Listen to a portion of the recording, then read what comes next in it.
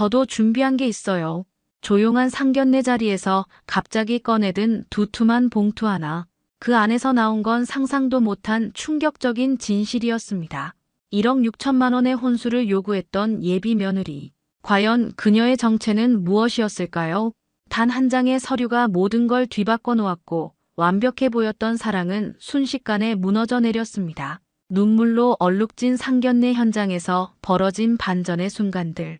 하지만 이건 단순한 사랑 이야기가 아닙니다. 치밀하게 계획된 누군가의 음모였고 한 어머니의 예리한 직감이 막아낸 거대한 사기극이었거든요. 대체 무슨 일이 있었던 걸까요? 그 충격적인 진실을 지금 공개합니다. 1초밖에 걸리지 않는 구독과 좋아요 눌러주시면 이야기가 더 재미있으실 거예요. 그럼 지금부터 시작합니다. 귀촌한 지 벌써 3년이 지났습니다. 도시의 매연과 소음을 뒤로하고 이곳 산자락 아래 작은 마을에 정착한 뒤로 매일 아침이 평온했죠. 창문을 열면 새들의 지저귀이 들리고 멀리 산등성이가 안개에 쌓여 신비로운 풍경을 만들어냅니다. 20년 동안 수제청 공방을 운영하며 맨손으로 일궈낸 자산이 있었기에 이런 여유로운 삶이 가능했던 거죠. 남편을 일찍 떠나보내고 홀로 승호를 키우며 악착같이 살았던 세월이 엊그제 같은데 어느새 그 아이가 34살이 되어 지방 공기업에서 과장 직책까지 맡고 있습니다.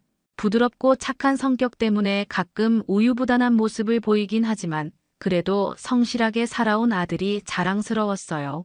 주말마다 이곳까지 찾아와 텃밭일을 도와주고 함께 저녁을 먹으며 근황을 나누는 시간이 제겐 가장 소중한 순간이었습니다. 그런데 지난주 승호가 뭔가 다른 표정으로 찾아왔어요. 평소와 달리 얼굴에 설렘이 가득했고 말투도 어딘지 들뜬 기색이 역력했습니다. 저녁을 먹고 난 뒤 거실에 앉아 차를 마시는데 승호가 조심스럽게 입을 열었어요. 엄마, 제가 소개해드리고 싶은 사람이 있어요. 순간 가슴이 두근거렸습니다. 이제 그럴 나이가 되었다는 걸 알고는 있었지만 막상 그 순간이 오니 복잡한 마음이 들었죠. 기쁨과 걱정이 뒤섞인 채로 고개를 끄덕였어요. 그래, 어떤 분인데? 정서연이라고 하는데요. 뷰티 쇼핑몰에서 마케팅 일을 하고 있어요. 정말 좋은 사람이에요, 엄마. 승호의 눈빛이 반짝거렸습니다. 연애 경험이 많지 않은 아들이 이렇게 설레는 모습을 보이는 걸 보니 정말 진심인 것 같았어요. 그동안 일에만 매진하느라 연애에는 소홀했던 승호였는데 드디어 마음을 줄 사람을 만난 모양이었습니다. 언제 만나볼 수 있을까? 다음 주말에 함께 와도 될까요? 엄마께 인사드리고 싶다고 하더라고요. 그렇게 약속이 정해졌습니다. 일주일 내내 어떤 사람일까 궁금했어요. 승호가 그토록 좋아하는 사람이니 분명 괜찮은 사람이겠지만 어머니로서는 당연히 신경이 쓰일 수밖에 없었죠. 마침 텃밭에서 기른 상추와 깻잎도 싱싱하게 자라 있었고 손수 담근 매실청도 잘 익어가고 있어서 정성스럽게 준비할 수 있을 것 같았습니다. 드디어 그날이 왔습니다. 오후 2시쯤 승호가 차에서 내리더니 조심스럽게 여자분의 손을 잡고 현관으로 걸어왔어요. 첫인상이 참 단정했습니다.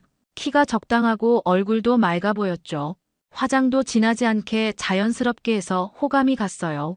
안녕하세요, 어머님. 정서연입니다. 정서연이 깍듯하게 인사를 드렸습니다. 목소리도 차분하고 예의 바른 모습에 마음이 놓였어요. 이런 사람이라면 승호와 잘 어울릴 것 같다는 생각이 들었습니다. 집 안으로 들어와 거실에 앉은 정서연의 모습을 자세히 살펴보니 더욱 마음에 들었습니다. 옷차림도 수수하면서 단정했고 앉는 자세며 말하는 태도가 예의 바른 가정에서 자란 티가 났어요. 제가 직접 우린 보리차를 내어주자 두 손으로 받으며 깊숙하게 고개를 숙였죠. 어머님께서 직접 우리신 차라니 정말 감사합니다. 아니에요. 별거 아닌 걸 가지고. 우리 승호가 평소에 어머님 이야기를 많이 했어요. 정서연이 수줍게 웃으며 말했습니다. 승호를 바라보는 눈빛이 따뜻했고 진심으로 좋아하는 게 느껴졌어요. 두 사람이 서로를 바라보는 모습을 보니 제 마음도 흐뭇해졌습니다. 승호야, 너희 둘이 언제부터 사귀기 시작한 거니? 벌써 8개월 정도 됐어요, 엄마. 회사 근처 카페에서 처음 만났는데 서연이가 노트북으로 일하고 있더라고요. 승호가 정서연을 바라보며 애정 어린 눈빛으로 말했습니다. 정서연도 부끄러워하며 볼이 살짝 붉어졌어요. 젊은 연인들의 모습이 참 보기 좋았습니다. 점심을 함께 먹으며 정서연에 대해 더 알아갔어요.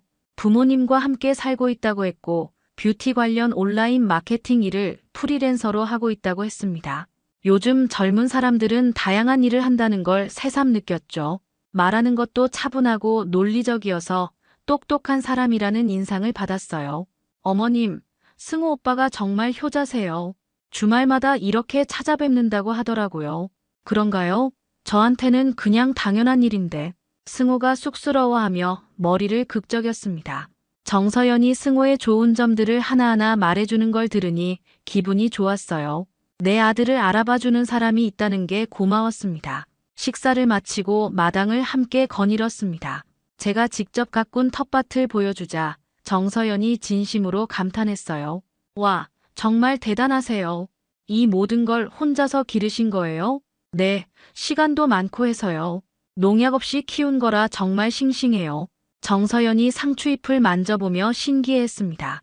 도시에서 자란 아이라 이런 걸 직접 보는 게 신선한 모양이었어요.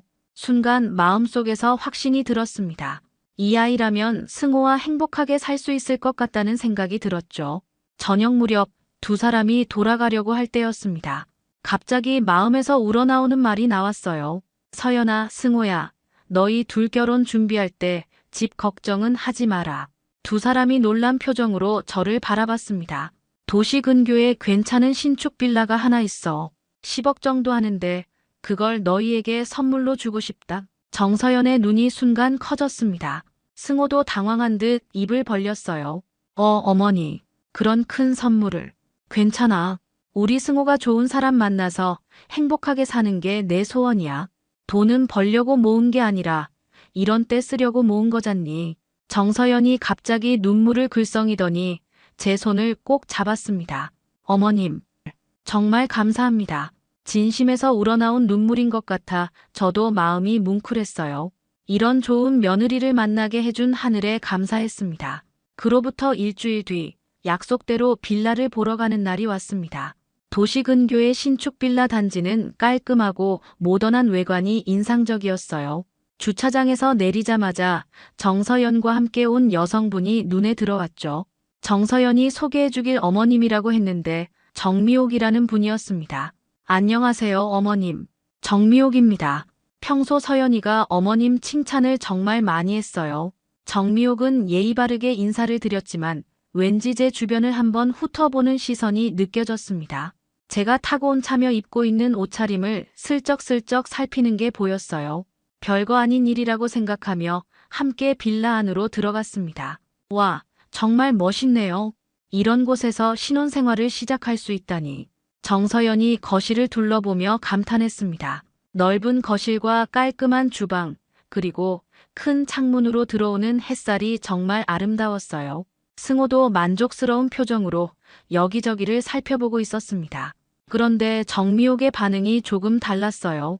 빌라 곳곳을 살펴보면서 마치 감정사라도 된 듯 자세히 관찰하고 있었습니다. 벽지 재질을 만져보고 바닥재를 자세히 들여다보더니 고개를 끄덕이는 모습이었죠.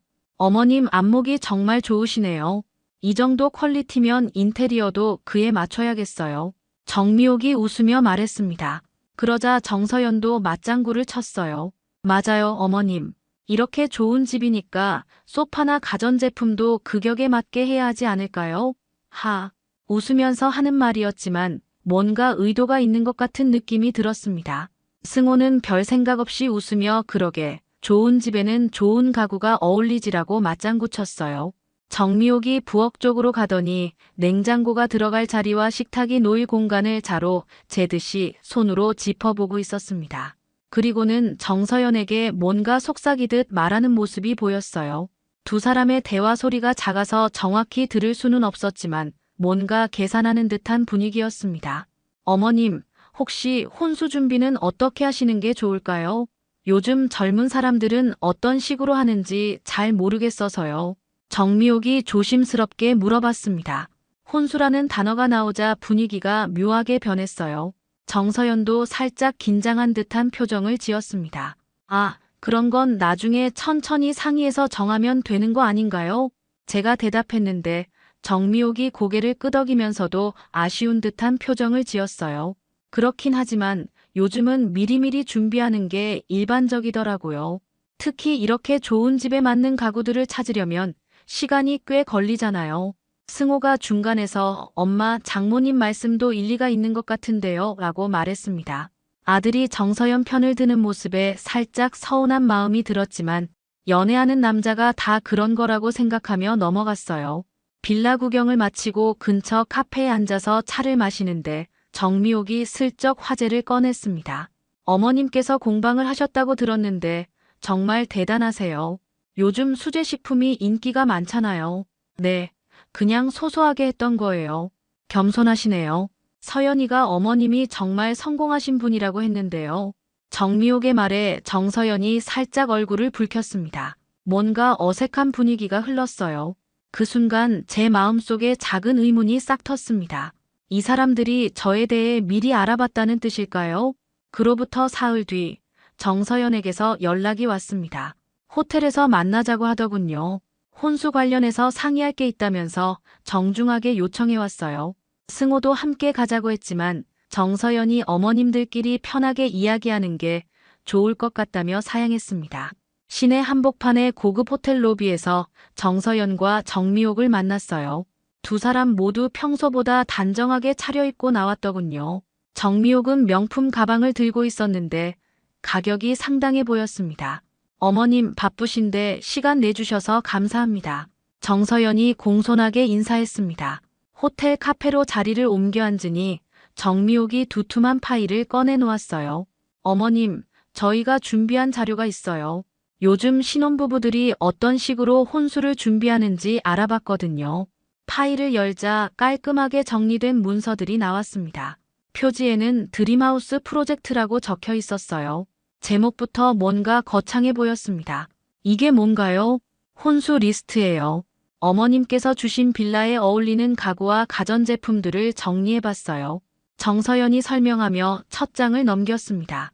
그런데 그 내용을 보고 깜짝 놀랐어요. 소파 하나가 800만 원, 냉장고가 600만 원, 세탁기가 400만 원. 모든 제품이 최고급 브랜드들이었습니다.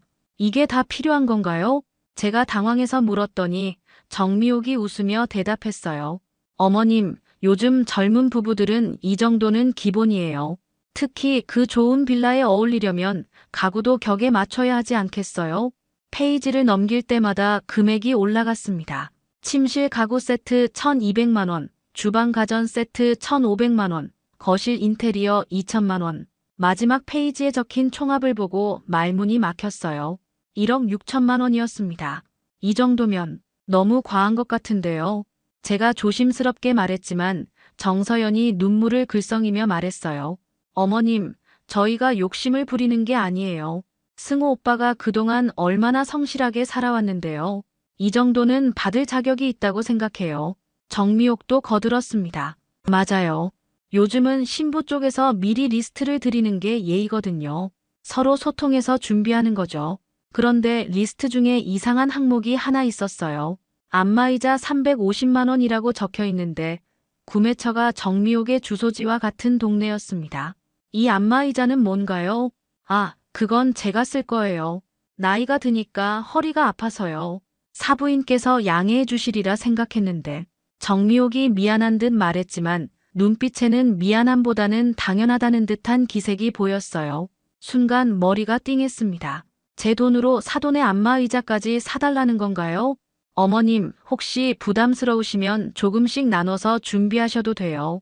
정서연이 배려하는 듯 말했지만 오히려 더 기분이 나빴습니다. 마치 제가 돈이 없어서 망설이는 것처럼 들렸거든요.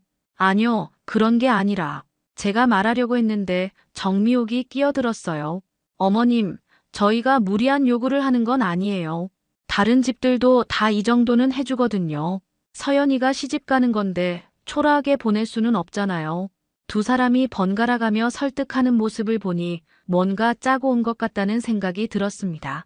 특히 정미옥의 말투에서 은근한 협박 같은 뉘앙스가 느껴졌어요. 마치 이걸 안 해주면 결혼을 못 시키겠다는 듯한 분위기였습니다. 생각해보고 연락드릴게요. 겨우 그렇게 말하고 자리에서 일어났습니다. 두 사람의 실망한 표정이 보였지만 더 이상 그 자리에 있을 수가 없었어요. 집으로 돌아오는 길 내내 마음이 복잡했습니다. 과연 이 사람들이 승호를 진심으로 좋아하는 걸까? 아니면 다른 목적이 있는 걸까? 확신은 없었지만 분명한 건 뭔가 잘못되었다는 직감이었어요. 호텔에서 돌아온 그날 저녁, 승호에게서 전화가 왔어요. 목소리에 걱정이 가득했습니다. 엄마, 서연이가 울고 있어요. 혹시 오늘 무슨 일이 있었나요? 가슴이 철렁했습니다. 정서연이 승호에게 뭐라고 말했을지 뻔했거든요. 아마 제가 혼수를 거부했다고 했을 겁니다. 승호야, 엄마가 직접 가서 설명할게. 아니에요, 제가 갈게요. 서연이도 함께 데리고요. 1시간 뒤 승호가 정서연과 함께 찾아왔습니다. 정서연의 눈이 빨갛게 부어 있었어요. 울었다는 흔적이 역력했죠. 거실에 앉자마자 정서연이 고개를 숙이며 말했습니다. 어머님, 제가 너무 성급했나 봐요. 죄송합니다. 목소리가 떨리고 있었어요. 진짜 미안해하는 것 같기도 하고 아니면 연기인 것 같기도 하고 판단이 서지 않았습니다. 서연아, 그게 아니라 제가 말하려는데 승호가 끼어들었어요. 엄마, 서연이가 얼마나 마음 아파하는지 아세요?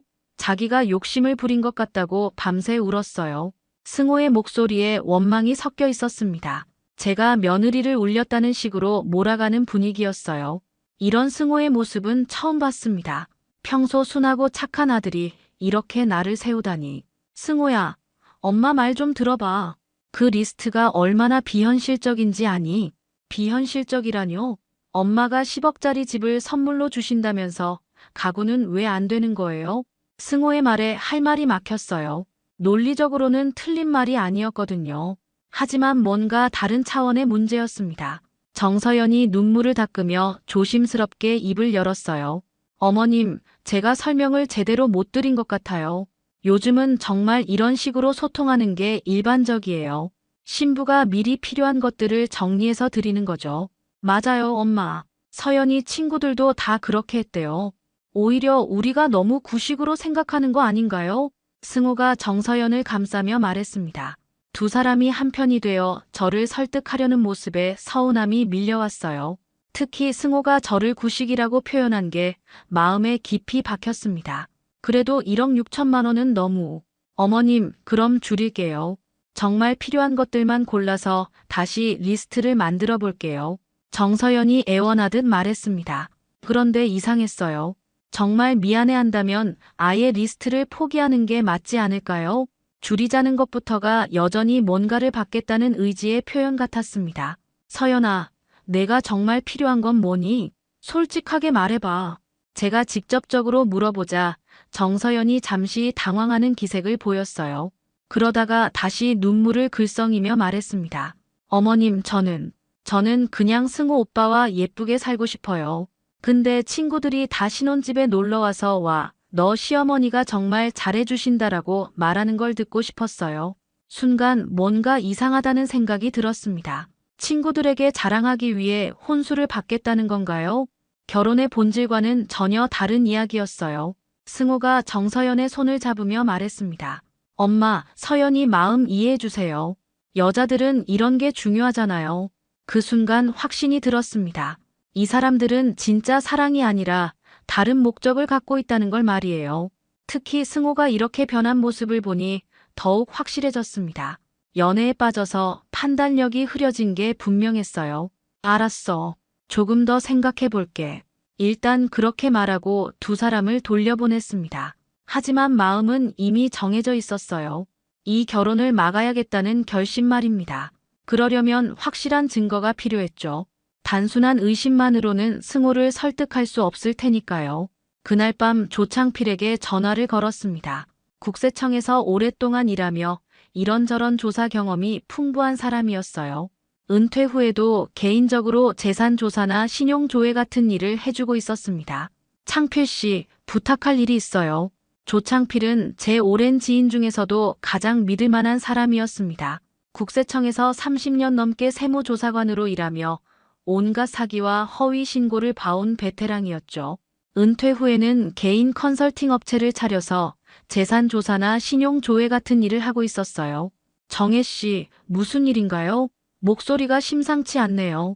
조창필의 차분한 목소리가 전화기 너머로 들려왔습니다. 저는 정서연과 정미옥에 대해 알고 있는 모든 정보를 전해줬어요.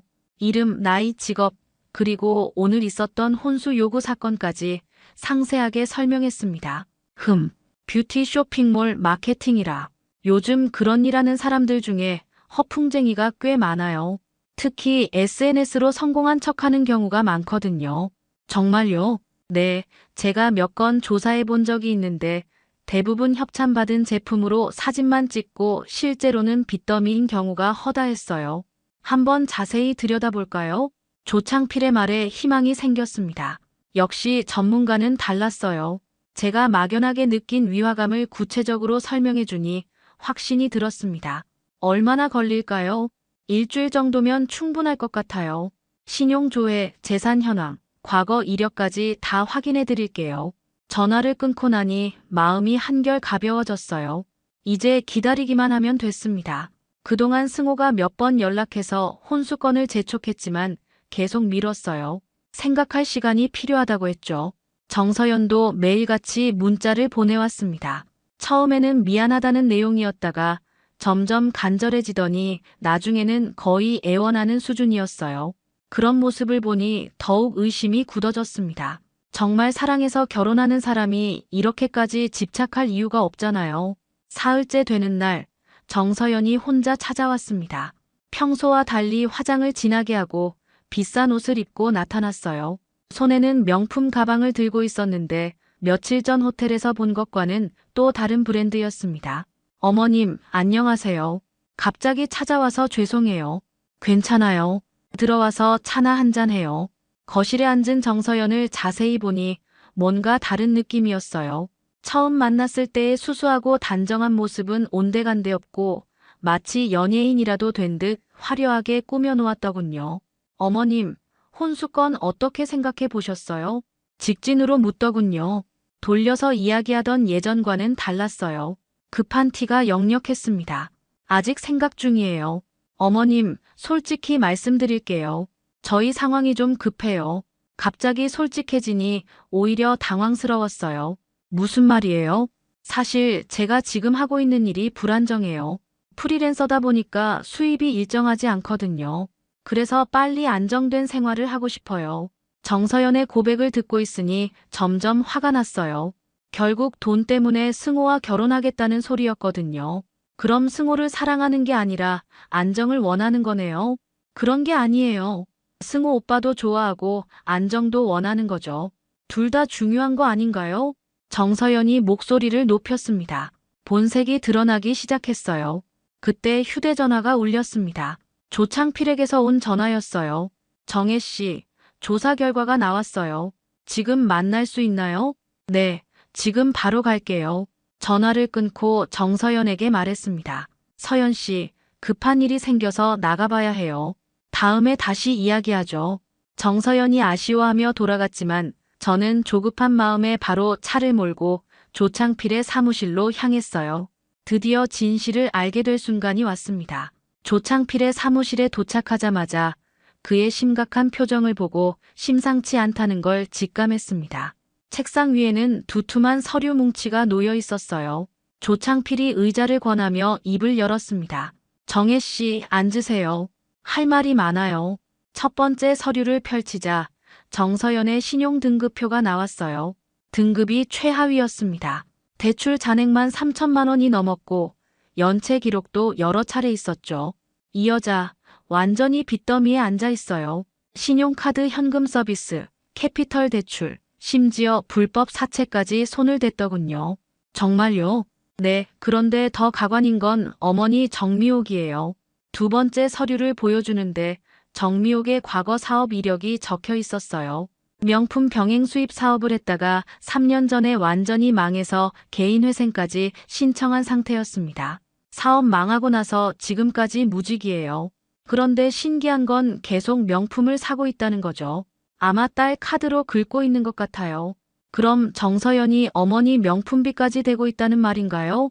그렇죠. 모녀가 합심해서 빚을 늘려가고 있는 상황이에요. 그런데 정서연의 수입원을 보세요. 세 번째 서류에는 정서연의 소득 내역이 적혀 있었어요. 뷰티 쇼핑몰 마케팅이라고 했지만 실제로는 협찬 제품을 받아서 SNS에 올리는 일이 전부였습니다. 정기적인 수입은 거의 없고 가끔 받는 광고비가 월 50만 원 정도였어요. 이 정도 수입으로 어떻게 3천만 원 빚을 갚겠어요? 조창필이 한숨을 쉬며 말했습니다. 그런데 더 충격적인 건 다음 자료였어요. 그리고 이 여자, 과거에 결혼 사기를 친 전력이 있어요. 뭐라고요? 2년 전에 다른 남자와 약혼했다가 혼수를 받고 나서 일방적으로 파혼한 적이 있어요. 그때 받은 게 5천만 원 상당이었는데 소송까지 갔지만 돈은 돌려주지 않았더군요. 머리가 띵했습니다. 정서연이 전문적으로 이런 일을 해온 사기꾼이었다는 뜻이었어요. 더 있어요. 승호 씨 직장 동료와 연애했던 것도 사실이에요. 김태윤이라는 사람인데 작년까지 사귀었어요. 승호 동료요? 네. 기획부 대리로 있는 사람이에요. 그 사람과 헤어지고 나서 바로 승호 씨에게 접근한 거죠. 아마 직장 내부 정보를 미리 알고 있었을 겁니다. 점점 끔찍한 진실이 드러났습니다. 정서연은 처음부터 계획을 세우고 승호에게 접근한 거였어요. 순수한 연애가 아니라 치밀한 사기였던 겁니다. 그런데 정말 놀라운 건 이거예요. 조창필이 마지막 서류를 보여줬는데 정미옥의 최근 행적이 적혀 있었어요. 제가 공방을 운영하던 지역으로 이사한 시기가 정서연과 승호가 만나기 한 달 전이었습니다. 이 사람들 미리 조사하고 접근한 거예요. 정혜 씨 재산 상황까지 알아보고 나서 계획적으로 움직인 거죠. 모든 퍼즐이 맞춰졌습니다.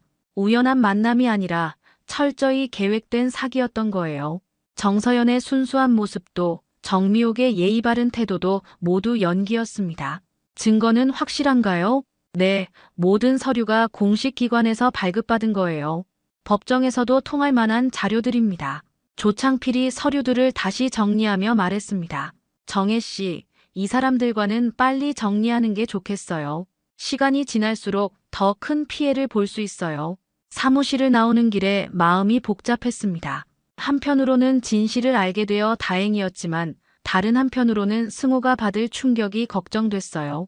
하지만 이제 더 이상 미룰 수 없었습니다. 확실한 증거가 있으니 승호도 현실을 받아들일 수밖에 없을 거예요. 집에 돌아와서 정서연에게 문자를 보냈습니다. 내일 정미옥과 함께 상견례를 하자고 했어요. 이제 모든 걸 끝낼 때가 왔습니다. 상견례 날이 왔습니다. 시내 한정식 집에서 만나기로 했어요. 정서연과 정미옥이 먼저 와서 기다리고 있었는데 두 사람 모두 평소보다 더 화려하게 차려입고 나왔더군요. 정미옥은 새로 산 듯한 명품 한복을 입고 있었고 정서연도 비싼 원피스에 명품 액세서리를 걸쳤어요. 어머님, 안녕하세요. 오늘 이렇게 공식적으로 만나게 되어 기쁩니다. 정미옥이 공손하게 인사드렸습니다. 하지만 이제 그 예의 바른 모습이 가면이라는 걸 알고 있으니 전혀 속지 않았어요. 승호도 긴장한 기색으로 자리에 앉았습니다. 정서연이 그의 손을 꼭 잡으며 안심시키려는 모습이 보였어요. 아직 아무것도 모르는 순진한 아들이 안쓰럽기도 했지만 오늘은 진실을 말해야 할 때였습니다.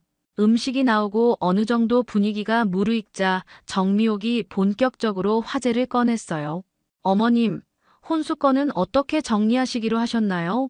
애들 결혼식 날짜도 정해야 하고요. 그래요, 어머님. 제가 리스트를 다시 정리해서 꼭 필요한 것들만 골랐어요. 정서연이 가방에서 새로운 서류를 꺼냈습니다.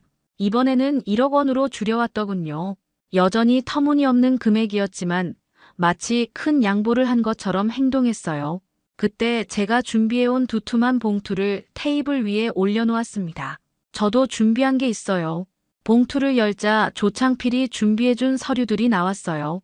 정서연의 신용등급표부터 시작해서 정미옥의 파산 기록, 과거 결혼 사기 전력까지 모든 증거가 들어 있었습니다.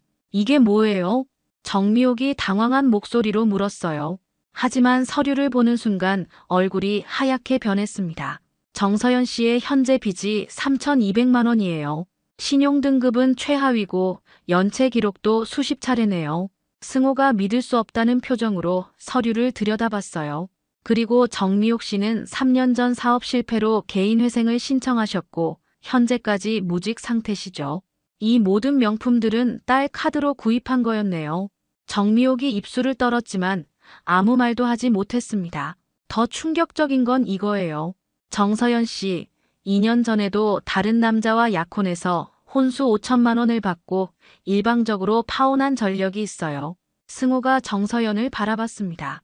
정서연은 고개를 숙인 채 눈물만 흘리고 있었어요. 서연아, 이게 사실이야? 승호의 떨리는 목소리에 정서연이 더욱 울음을 터뜨렸습니다. 하지만 부인하지는 못했어요. 그리고 승호야, 너 직장 동료 김태윤 알지? 정서연이 작년까지 그 사람과 사귀었어. 너에 대한 정보를 미리 알고 접근한 거야. 이제 승호의 얼굴도 창백해졌습니다. 믿었던 사랑이 모두 거짓이었다는 충격에 말을 잇지 못했어요. 정미옥이 일어서려고 했는데 제가 막았습니다. 앉으세요. 아직 할 말이 남았어요. 마지막 서류를 꺼냈습니다. 정미옥이 제 공방 근처로 이사한 시기와 정서연이 승호에게 접근한 시기가 일치한다는 증거였어요. 처음부터 계획된 사기였네요. 우연한 만남이 아니라 치밀하게 준비해서 접근한 거였어요. 더 이상 변명할 여지가 없었습니다. 정서연과 정미옥은 조용히 자리에서 일어났어요. 나가면서 정서연이 한번 뒤돌아봤지만 승호는 고개도 들지 않았습니다. 그 이후로 정서연 모녀에게서는 연락이 오지 않았어요. 사기 혐의로 고발당할까봐 겁이 났나 봅니다. 승호는 며칠 동안 충격에서 헤어나오지 못했어요. 하지만 결국 제게 와서 눈물로 사과했습니다. 엄마, 죄송해요. 제가 너무 어리석었어요. 괜찮아, 승호야. 사람 마음이 그런 거지 뭐. 1년이 지난 지금 승호는 직장에서 만난 따뜻하고 성실한 여성과 교제하고 있어요. 이번엔 정말 진실된 마음으로 사랑하는 게 보입니다. 그분을 처음 만났을 때 느꼈던 편안함이 진짜였다는 걸 이제 알았어요. 엄마, 이번엔 정말 괜찮은 사람이에요. 그래, 이번엔 엄마도 마음에 들어. 며칠 전 그분과 함께 차를 마시며 이야기했는데 명품이나 혼수에 대한 이야기는 전혀 나오지 않았어요. 대신 서로의 꿈과 가치관에 대해 진솔하게 나누더군요. 행복은 명품이 아니라 마음을 나눌 수 있는 사람에게서 시작되는 거야. 제가 그렇게 말하자 승호가 고개를 끄덕였습니다. 이제야 진짜 사랑이 무엇인지 알게 된 모양이에요. 오늘 이야기 어떠셨나요? 구독과 좋아요는 이미 하셨을 테니 시청자님의 의견을 댓글로 달아주세요. 항상 건강하시고 행복하세요.